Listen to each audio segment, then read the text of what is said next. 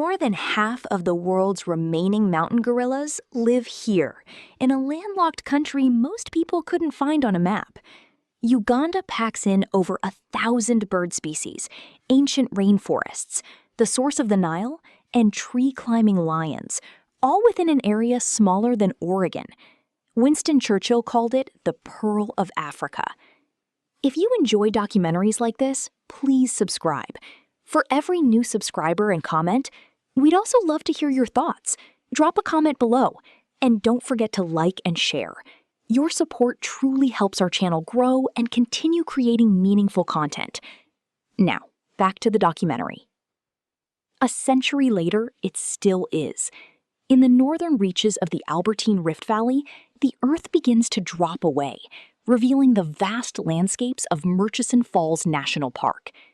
This is Uganda's oldest and largest sanctuary, a sprawling wilderness of savanna and riverine forest that has been protected since its first designation in 1926.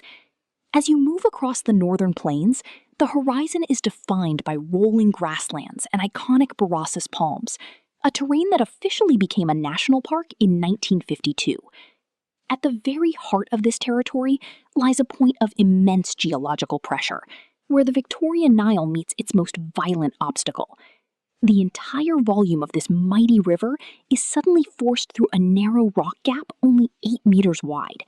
The result is Murchison Falls, one of the most powerful displays of water on the African continent. The river plunges 45 meters into a churning pool known as the Devil's Cauldron, creating a thunderous roar and a mist that holds a permanent rainbow. After this dramatic descent, the water sheds its fury and transforms into a broad, tranquil flow, meandering toward Lake Albert. This 80-kilometer stretch of river serves as a vital lifeline, attracting elephants, giraffes, and buffaloes to the fertile banks. Beneath the surface and along the edges, Nile crocodiles and hippos share the water with over 500 distinct bird species across the park.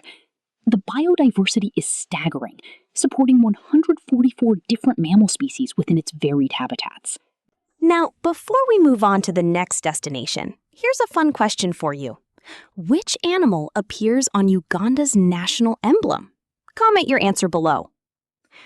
Lake Ember Park stands as Uganda's smallest savanna sanctuary, yet its modest size belies its immense biological and historical significance.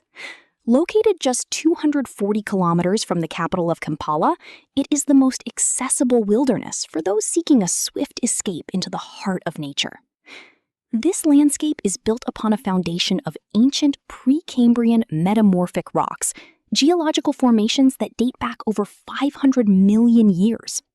Beneath its rolling hills and open plains, the park carries a complex human history that shaped the land we see today. Originally gazetted as a controlled hunting area in 1933, it was later upgraded to a game reserve, a time when the local Banyakor pastoralists still grazed their cattle across these vast rangelands. The transition to a full national park in 1983 was marked by political turbulence and the displacement of these communities, leaving a permanent mark on the region's cultural identity. Covering 260 square kilometers, the park today serves as a critical haven for wildlife, especially renowned as a premier destination for birding and peaceful game viewing. Its proximity to major urban centers makes it a unique bridge between the modern world and the ancient rhythms of the wild. Here, the mosaic of lakes and wetlands provides a tranquil contrast to the ruggedness of Uganda's larger parks. The transition from a former hunting ground to a national park has turned this area into a vital link for East African wildlife. The name says everything. Biendi in the local language means a place full of darkness. Standing beneath this dense canopy, where bamboo and thick ferns block out the sky, you quickly understand why that name has held for centuries. This forest in southwestern Uganda dates back over 25,000 years, making it one of the oldest living ecosystems on the entire African continent. It covers 321 square kilometers of rugged terrain, a wild landscape that remains accessible only on foot. Located on the edge of the Albertine Rift Valley, the park spans a wide range of elevations, creating a continuum of habitats found almost nowhere else in East Africa.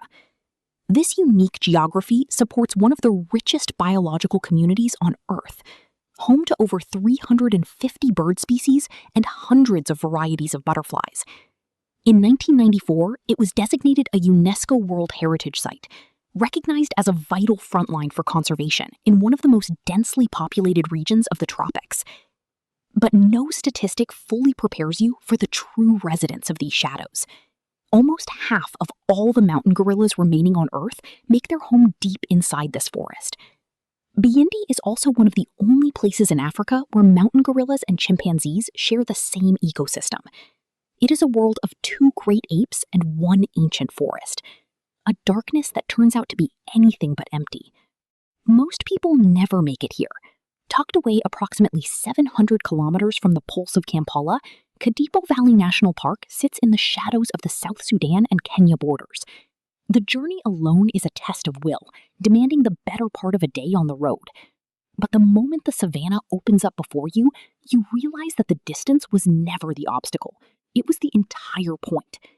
This is a 1,442 square kilometer arena of rugged, semi-arid wilderness, carved by the Katipo and Narus river valleys. When the harsh dry season takes hold, the rivers vanish, leaving behind only scattered pools. These small pockets of water become the final lifelines for every living thing in the valley. And it is this desperate concentration of life that makes Kadipo extraordinary. The park serves as a sanctuary for over 80 mammal species, including 28 that are found nowhere else in Uganda.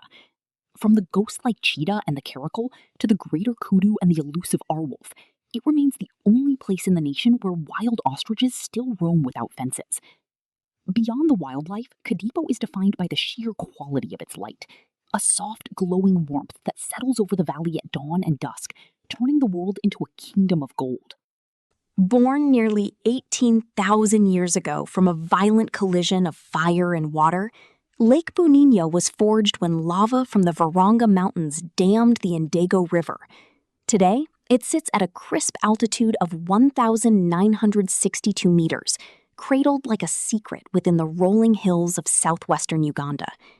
Its name translates to the place of many little birds, a title it earns every day as over 200 species flicker through the reeds lining its shores. Stretching 25 kilometers long, the lake is a sapphire mirror scattered with 29 islands, each carrying its own memory and its own weight. Its true depth remains one of Africa's quietest mysteries.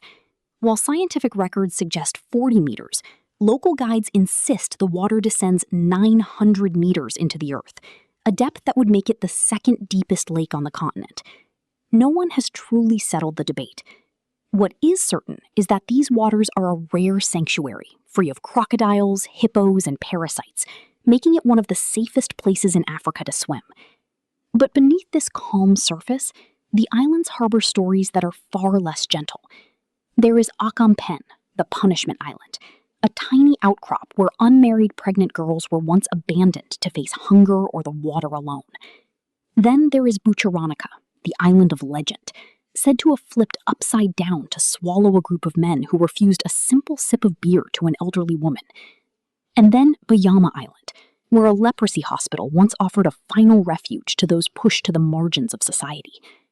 3 islands, 3 different faces of the human spirit.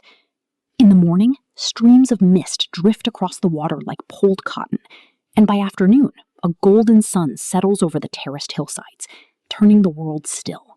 Would you dare to swim in Africa's safest lake? Comment 1 if you dive in, or 2 if you'd stay on the boat. Originally founded as Kazinga National Park in 1952, this wilderness was renamed just 2 years later to honor the historic visit of Queen Elizabeth II. But while the name changed, the essence of the land and its residents did not. It covers nearly 2,000 square kilometers of southwestern Uganda, stretching between the waters of Lake Edward and Lake George. Within these boundaries, the landscape shifts dramatically from vast open savannas to sparkling lakes and fertile wetlands. This incredible geographical variety is the reason why the wildlife statistics here are so staggering. The park is home to 95 mammal species and a world-renowned population of over 600 types of birds. You can watch elephants moving through the grasslands in loose family groups, while hippos crowd the shallows in such massive numbers that the water itself looks as if it is breathing. Connecting the two Great Lakes is the 40-kilometer Kazinga Channel, a vital waterway that draws herds of buffalo and elephant down to the same shoreline every single day. Yet the park's most mysterious inhabitants reside in the southern sector of Ashasha. Here, the local lions have developed the rare and puzzling habit of climbing ancient fig trees, a behavior almost unheard of elsewhere in Africa. With the widest variety of bird life in any protected area in East Africa, this park does not ask you to choose a single type of safari experience. Instead, Queen Elizabeth National Park simply offers you all of them at once. At over 7,000 kilometers long, the Nile is the longest river on Earth, and its journey begins here in Uganda, slipping quietly out of Lake Victoria as if it already knows it has a world to change. For centuries, this starting point was one of history's greatest puzzles. While Greek and Roman historians could only guess at its origin, it wasn't until 1862 that the mystery was finally unmasked at Jinja, marking the official source of a river that sustains civilizations. The weight this water carries in the human imagination is profound, so much so that in 1948, a portion of Mahatma Gandhi's ashes was scattered into these very currents, fulfilling his final wish to be part of this eternal flow. In Uganda, the river is known as the Victoria Nile, traveling 480 kilometers northwest through the heart of the country. It is a continental giant that will eventually cross 11 nations, defying deserts and swamps before finally meeting the Mediterranean Sea. Along its Ugandan path, the Nile is a master of transformation. It stretches into broad, glass-like mirrors where hippos break the surface at dusk, only to narrow without warning into a violent bottleneck. At Murchison Falls, the entire force of the Nile is crushed through a passage just 6 meters wide, a space no wider than a 2-car garage. It plunges 43 meters in a thunderous wall of white water, a roar that vibrates in your chest long before the falls come into view. For the community, nearly 100,000 hectares of protected wilderness, with 70% of the park soaring at altitudes above 2,500 meters. The Rwenzori is the silent architect of the Nile, serving as the river's highest and most permanent source, a vital water catchment that feeds the longest river on Earth. Here, the flora is so bizarre and oversized, it has been dubbed Africa's botanical big game, featuring giant heathers that look like they belong on another planet. These species are endemics of the Albertine Rift, survivors of an isolated world where nearly constant temperatures and high humidity. Beneath the jagged peaks, the forest breathes with life, sheltering 217 recorded bird species and elusive residents like the African forest elephant. As you ascend, the vegetation transitions through 5 distinct zones, eventually reaching the Afro-Alpine moorlands, some of the rarest habitat types on the entire continent. Long before it became a sanctuary, Ngamba Island was a place of transit, a quiet stop for fishermen on Lake Victoria to dry their nets and rest between the tides. But in 1998, the island's purpose shifted forever. Chosen for its dense tropical rainforest that mirrors the wild heart of Africa, it was transformed into a final stronghold for those who had lost everything. Today, Ngamba is a refuge for orphaned eastern chimpanzees, rescued from the shadows of poaching, illegal trade, and the crossfire of conflict zones across East Africa. These are animals that arrive broken, carrying the weight of trauma. And here they have slowly, painstakingly learned the art of trust. Of the island's 100 acres, 95 are thick forest. Here, the chimpanzees are free to roam, forage, and weave their nests high in the canopy each evening, living a life as close to the wild as their scarred histories will allow. In a world where a chimpanzee can live up to 60 years, the sanctuary's mission is not just survival, but the long, patient recovery of a spirit.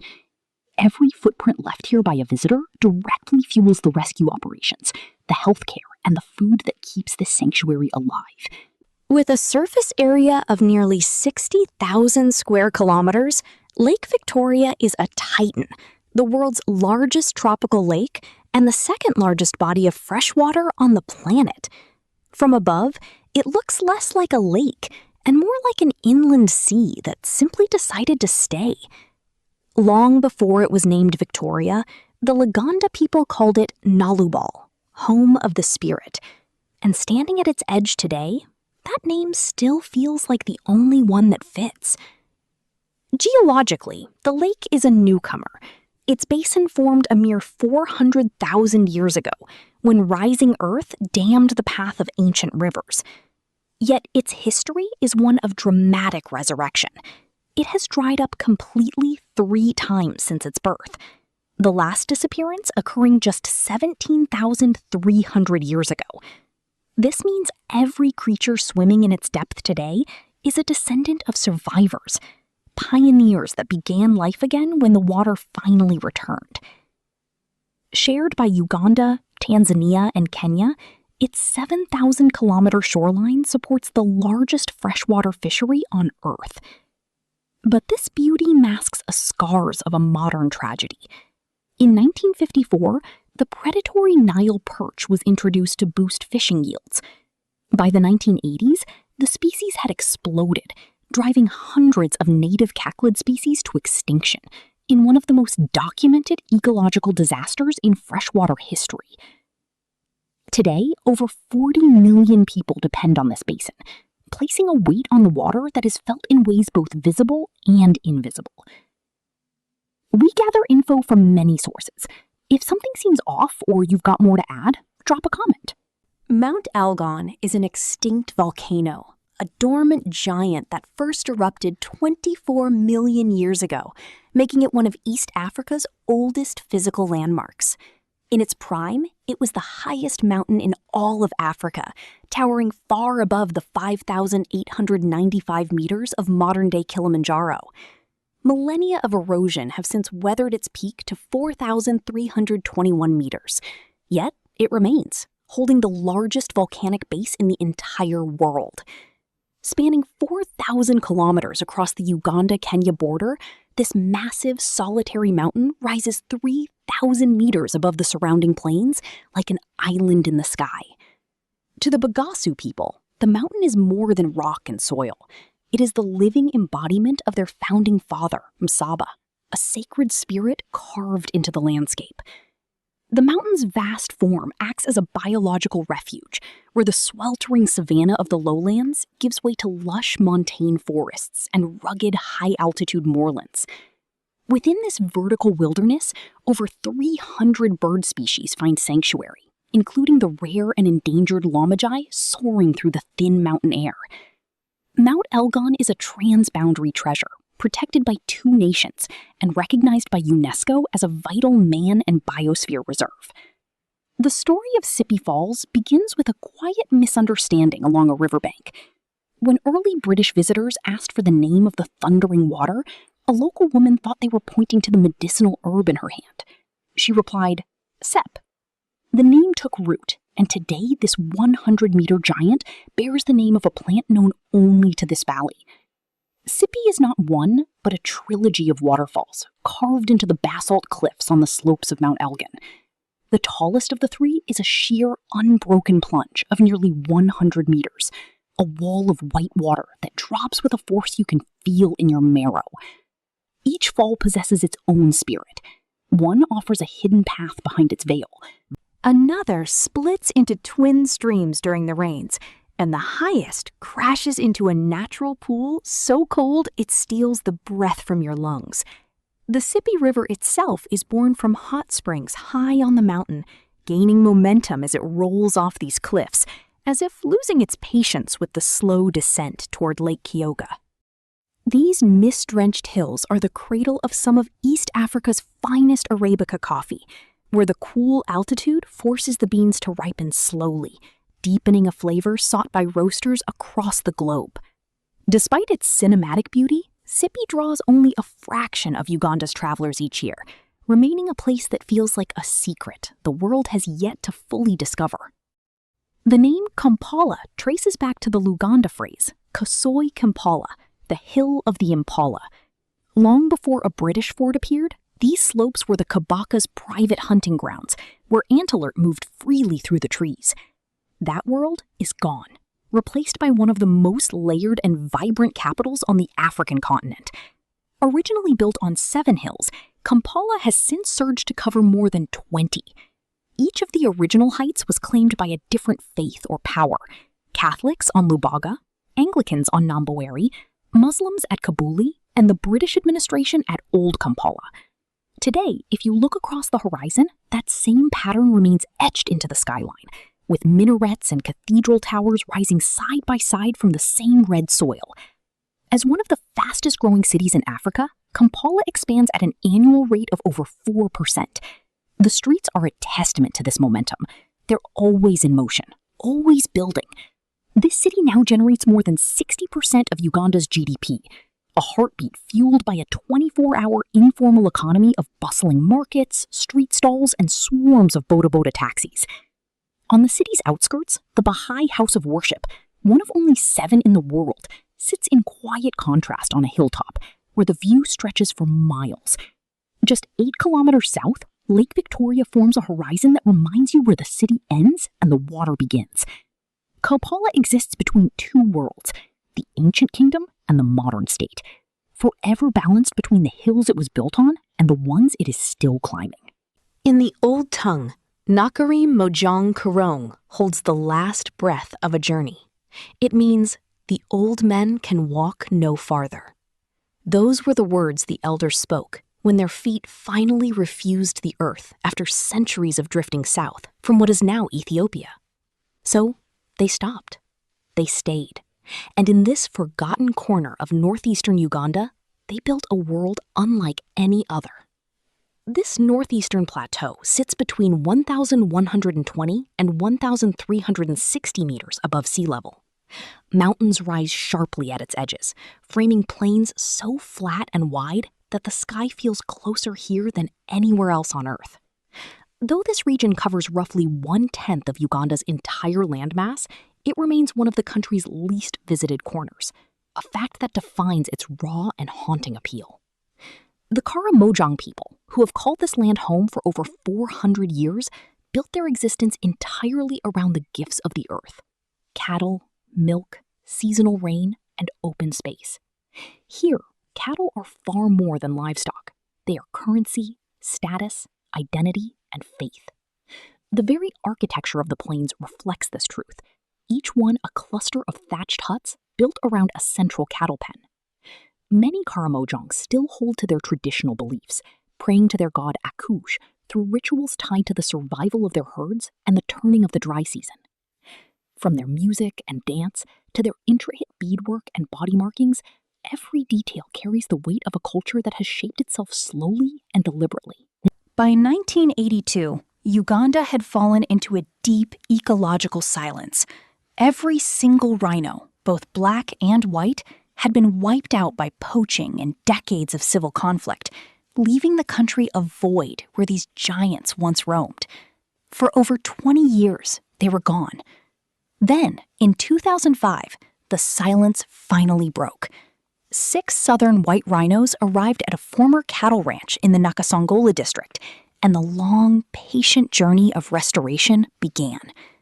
Today, the Ziwa Rhino Sanctuary covers 70 square kilometers of woodland savanna and swamp, protected by a 2-meter electric fence and a team of rangers who keep watch every hour of every day. The true turning point came on June 24, 2009, with the birth of the first rhino calf in Uganda in nearly 3 decades. He was named Obama, a tribute to a lineage that mirrored his own, a mother from the United States and a father from Kenya. By 2025, that initial group of 6 has grown into a thriving population of 48 individuals. Long before any Europeans set foot on its shores, the Bonoro people called this water Muanzigi, the killer of locusts, for the swarms that would perish and blanket the surface as they tried to cross. In 1864, British explorer Samuel Baker arrived here in his search for the source of the Nile. Overwhelmed by its scale, he renamed it Lake Albert in honor of Queen Victoria's late consort. The lake, having existed for millions of years, barely noticed the change. Stretching 160 kilometers along the border between Uganda and the Democratic Republic of Congo, Lake Albert sits at the northernmost point of the Albertine Rift. This is the lowest and hottest part of Uganda, where the air feels heavy and the afternoon sun flattens the landscape into a dull gold. Its basin is fed by two great river systems: the Victoria Nile, arriving from the south after its violent plunge over Murchison Falls, and the Simliki River, carrying waters down from the Rwenzori Mountains. From its northern tip, the Albert Nile flows out, beginning the next leg of a journey that will eventually reach the Mediterranean Sea. The lake is a massive engine of survival, producing 30% of Uganda's total fish catch and sustaining thousands of fishing families who have worked these waters for generations. Magahinga is the country's smallest national park, yet it holds a presence that feels immense. This is where three nations, Uganda, Rwanda, and the Congo, meet beneath the shadows of the Virunga volcanoes. The landscape rises sharply into the clouds, reaching altitudes of over 4,000 meters above sea level. It was established back in 1991 with one very specific mission in mind: to save the mountain gorilla. These magnificent creatures exist nowhere else on Earth outside of this shared border region. Magahinga offers one of the few places left where you can actually walk into the same forest they call home. While the park is technically home to 76 different mammal species, they are not the main characters here. Everything in this high-altitude wilderness seems to orbit around the quiet lives of the gorillas. Even after decades of conservation, that century focus remains exactly the same today. Perched high on the northern slopes of Mount Elgin, about 1,900 meters up, sits Kapwa. When you stand here, you're looking out over one of the most dramatic views in all of Uganda, the vast Karamoja Plains stretching out until they literally melt into the horizon. The name Kapwa actually means home of friends, and you can feel that hospitality in the slow, easy pace of the town.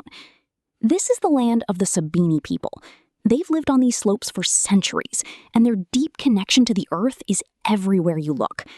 Thanks to the cool mountain air and rich soil, this area produces some of the finest Arabica coffee in East Africa, alongside lush gardens of wheat and fruit. Most travelers actually overlook Kapwa because it doesn't shout for attention, but those who stop are always stunned by how green and peaceful it is. But there's a hidden energy here too. This high altitude and steep terrain have turned Kapwa into the heartland of world-class running. It's the home and training base for some of the fastest long-distance athletes on the planet. From the training camps, trails wind through forest clearings and climb up toward 3,000 meters, where the air gets thin and the views seem to go on forever. Kumi sits in Uganda's eastern region, and it serves as the heartland of the Ataso, one of the largest ethnic groups in the country. The Ataso trace their roots back to migrations from what is now Sudan, settling across this flat, open landscape over centuries. And unlike many of their neighbors, they were never nomadic. Agriculture has always been the pillar of their lives, shaping everything from their village structures to their very identity.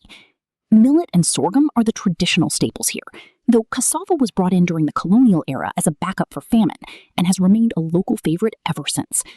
In fact, Britannica describes the Ataso as some of the most progressive farmers in Uganda. A reputation built on their early adoption of the ox plow when cotton farming took off in the early 1900s. Socially, these communities weren't ruled by kings, but by the collective wisdom of clan elders and an age-set system where senior men made decisions for the village. That communal spirit is still very much alive today.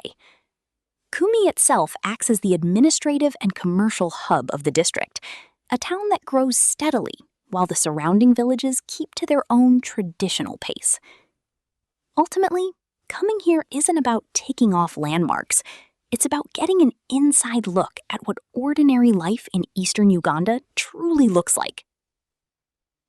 Before 1906, this was just a quiet fishing village along the trade routes of Lake Victoria's northern shore.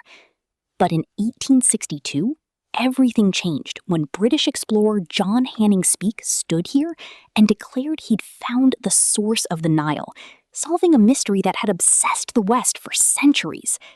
From this very spot, the Nile begins a massive 6,600-kilometer journey through South Sudan, and Egypt before finally reaching the Mediterranean Sea. The indigenous people of this land are the Basoga, and their kingdom still thrives today under the leadership of a king known as the Kia Bazinga. Looking down from above, the city spreads across red earth and green canopies toward the water, a place that looks unhurried yet has been at the center of East African history for over 150 years. In 1954, the landscape shifted when the Nalabal Dam was built, submerging the 275-meter-wide Ripon Falls to turn Jinja into Uganda's industrial engine.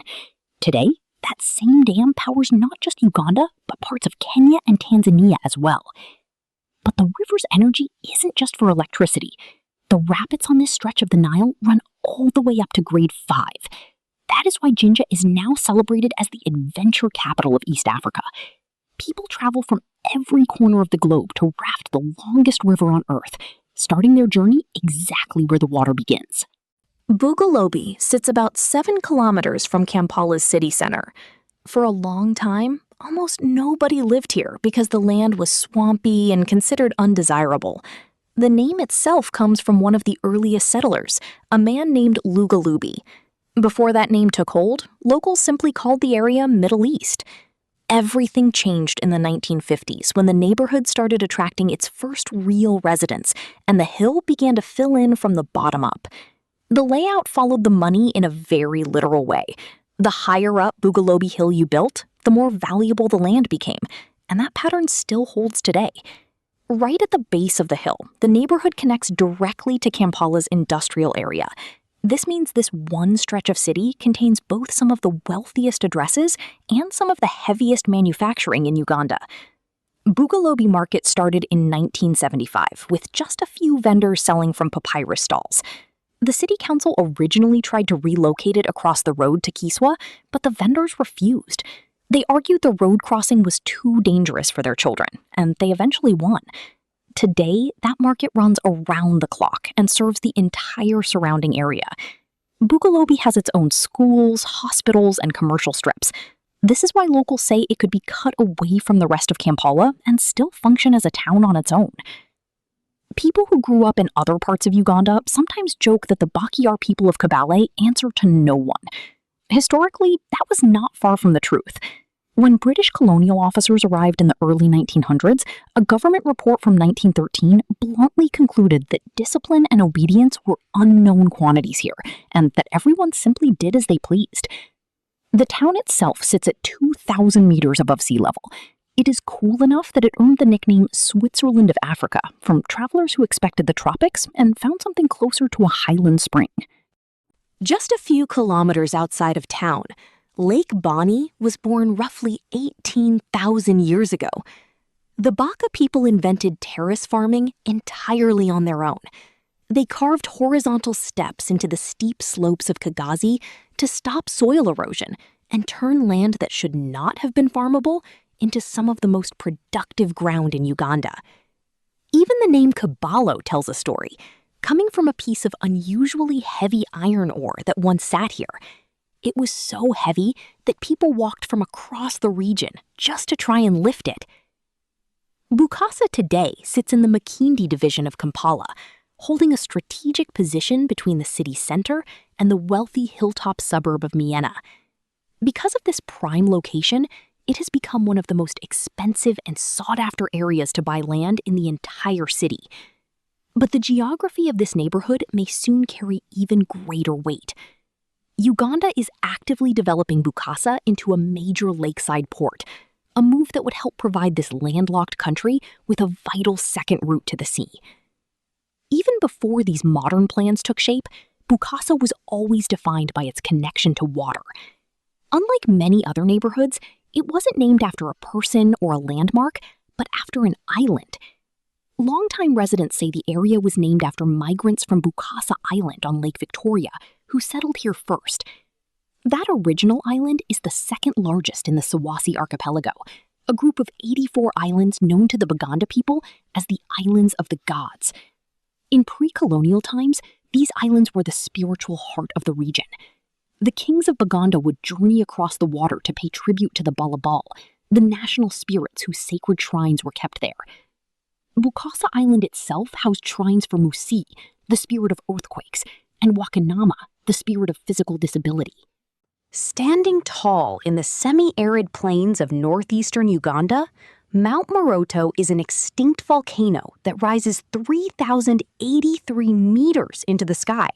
Its peaks are often wrapped in clouds, even while the land below bakes in dry heat. The name Moroto actually means Western Mountain. It was named by early migrants from Ethiopia who saw it standing to their west as they traveled south centuries ago. This mountain is part of a chain of extinct volcanoes along the border with Kenya, sharing a volcanic past with neighbors like Mount Elgin and Mount Kadam. What makes Moroto truly unusual is what lies deep inside the mountain. It holds large deposits of limestone and marble that are extracted and shipped to international markets as far away as Italy. Despite this wealth, the town at the foot of the mountain remains one of the poorest in Uganda. The same volcanic activity that created the mountain also left behind natural springs on its slopes. These flow down as small rivers into one of the driest landscapes in the country, making the mountain the only reliable water source for miles.